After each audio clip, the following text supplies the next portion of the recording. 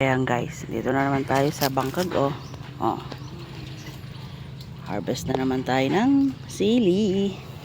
Ayan, ito yung puno ng siling parang Christmas tree Tara, manguha tayo.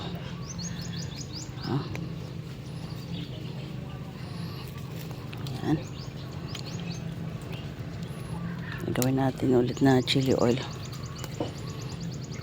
dahil nagustuhan ng ating mga taga-suporta yung ating nagawang chili oil nung una. Yan, kaya mag-harvest ulit tayo para sa ekonomiya. Yan, para may pang allowance ng bata. Yan.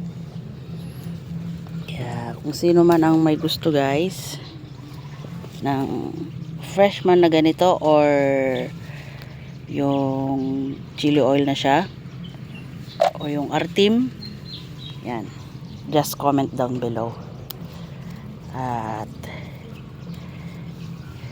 free delivery kapag around San Mateo, free delivery po. Yan, yan guys.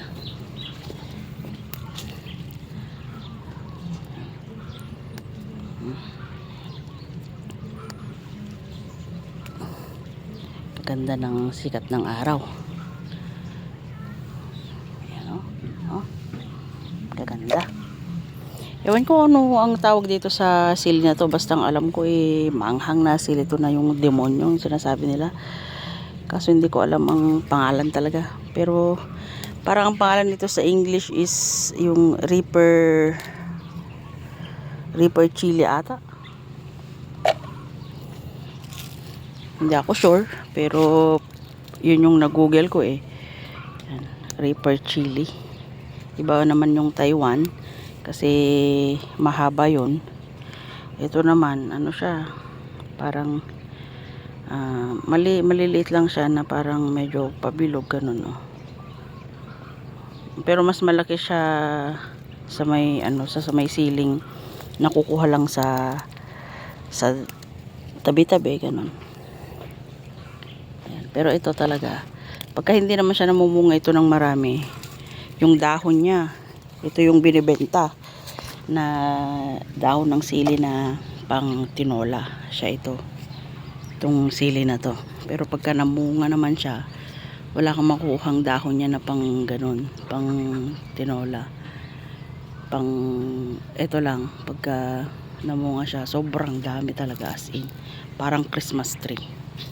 Habang hinaharbesan mo siya, habang kinukuhanan mo siya ng bunga, lalong dumadami yung bunga niya. Parang sinisipag pa siya lalo, parang ganoon, parang Ilocanon, parang agpalastog pa iso na, parang ganoon. Agpalastog pa iso na nga, agpaaduti bunga para lang marami kang harvest ganon. Talagang mamahalin mo talaga tong puno ng sili na to dahil napakasipag. Sana all masipag. Buti pa yung sili nga masipag kaysa kay bunso o kay panganay. Itong sili napakasipag mamunga. Yan. Okay. Yan na. At kunin na natin lahat mamaya ulit guys.